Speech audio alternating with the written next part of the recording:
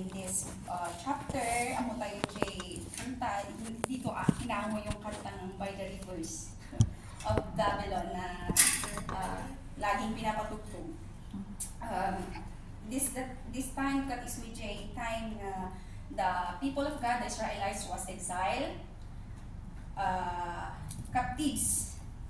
They were exiled for 70 years. Mga nagkamali, binabasa. Gusto mo ng norms? 70 years. They're exiled for 70 years. God allows the Babylonian to capture them, to exile them because of also of their disobedience. Diba? Amo tayo nga nagsukirdan of their wickedness. Amo tayo nga niya Diyos every sin kat ada iti punishment na. So God allowed na they were exiled, na force na naiano sila sa Babylonian, na captive sila for 70 years. So this time kat no na-exile ka, diba? Nagbigat for 70 years, you have no freedom. Na yung na you are in the land that the people of there is not worshiping true God. The people of there is full of spiritual corruption, wickedness. Yun. So, parang ang hirap kung tayo ano tayo sa ibang bansa tapos gano'n yung di ba parang parang ang hirap na makiano sa spiritual life natin kung gano'n yung sitwasyon.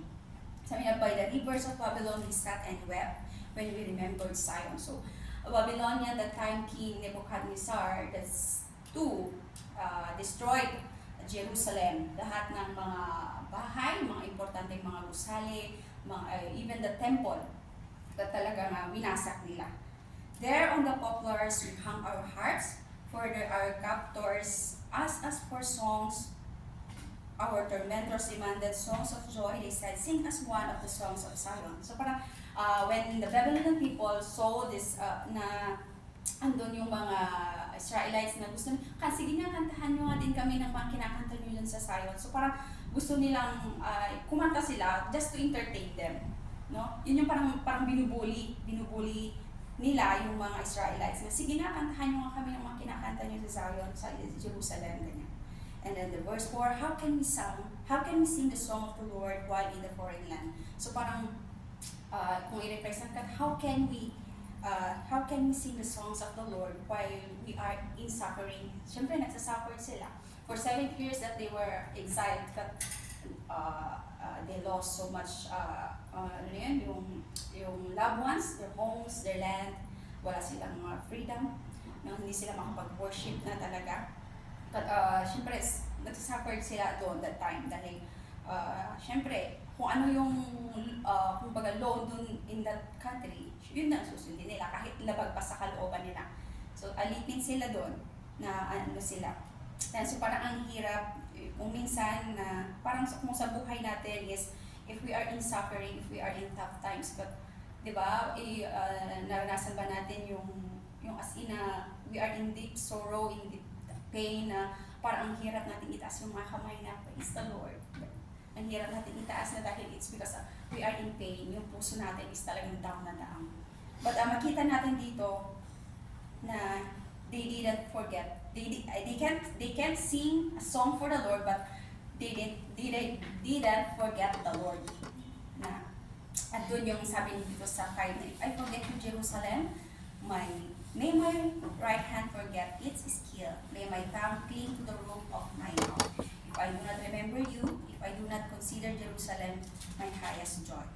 So, remember, Lord, what the Edomites did on the day Jerusalem fell. Tear it down, they cried. Tear it down to its foundation. Daughter Babylon, doomed to destruction, happy is the one who replaces you, according to what you have done to us. Happy is the one who sees your infants and dashes them against the rock. So, hindi nila nakalimutan ang Panginoon while ganun yung sitwasyon nila. And then, ano ba yung iti maalak ito yung kaya't ni Apo Diyos nga palagi para tayo in tough times, let us not forget the Lord. Amen. In tough times, let us not forget to worship Him. Let us not forget to cling to Him, na the more na we are in pain, the more kung mga kumabot tayo ken kuana. Amen? How can we sing yung praise dito sa number 4? How can we sing the song of the Lord while in foreign land? So, sa panahon natin ngayon, anytime, anywhere, mabalin tayo mga dayawan ni Apo. Amen? Sa di naman ayon tayo kung mabalin tayo mga padayawan, hindi ako in a simple way, kung hindi mo magawa ng we can worship Him, we can sing a song to the Lord. No? Pero syempre, in our human nature, minsan nag-struggle nga tayo, di ba? Nag-struggle tayo na ang hirap nating parang sabihin kung sino ang ating Panginoon. Ang hirap nating parang, yan nga, ang hirap magkumanta ng papuri, ang hirap nating sa ating mga kamay because of our suffering, because of our situations na talagang hindi natin akalain na gano'n minsan yung pangyayari sa buhay. Let us not forget the Lord na in tough times, hantay ko mga lipatan niya ni Apo Diyos na padayawan lata, pagyaman lata, pero syempre din nga sabi ko nag-struggle tayo na how can we praise and thank the Lord if our loved ones got nagsasuffer, di ba? Ang hirap nun. But praise God na sa mga salita niya na ito na i-remind tayo that we can still praise and sing a song to the Lord even in tough times sa buhay natin. So let us not forget the Lord. Let us not forget to still sing a praise and worship Him. Ganyan, na naniniwala ako na God understand minsan kung gano'n yung sitwasyon natin. But let us also be careful not to be swayed by our emotion. Tamang tikastan kathantam nun minsan kasi kung in that situation, it is also the opportunity of the enemy to attack you. If we are not be careful, matatalo tayo. Tama? No, kung papadala tayo sa emosyon natin, it's because of our situation, mapapadala tayo. So, it is also na remind us na to be careful also na dati pagdadaanan tayo pagtatamor tayo kung mga kini ako. Amen? But ito'y kunana dito ay 7. Remember, Lord, when what the Edomites did on the day of Jerusalem fell, and God heard them. Yung pray nila, and God, yung basahin natin, kung 2 King, yun, yung part na Babylonian also was destroyed, fall. It's because ni Apo Dios iti nagtrabaho. Kata niya iti makita maala tayo ditoy. Let us not forget that our God is a God of justice. Amen. He is a God of justice.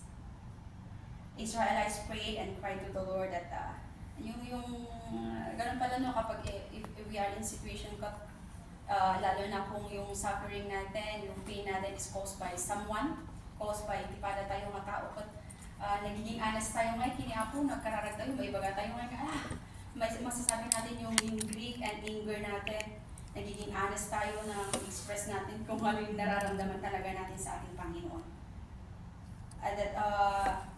Makita natin na the Israelites,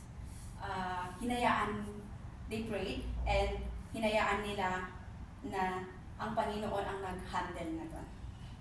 Of course, syempre, hindi yun yung personal vengeance or revenge nila, but pinasakamay nila sa ating Panginoon. So, sometimes, ang hirap din nito sa buhay natin, na ang gusto natin minsan is saktan din natin yung ibang tao na nanakit din sa atin.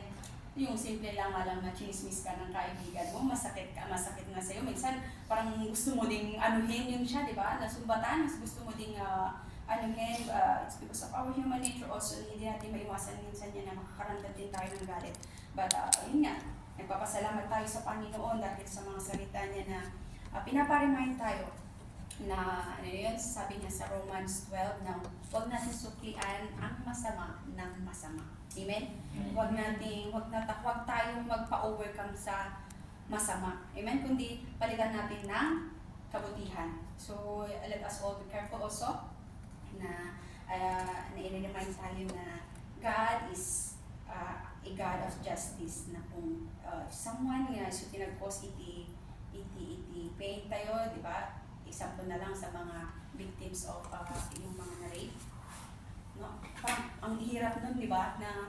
Na parang paano siya babangon at that time. But the nalunod kong testimony that he was a victim of abuse. But thank the Lord na yun yung nagpagamit siya sa Panginoon, and now she is a servant of the Lord. From Church of God siya.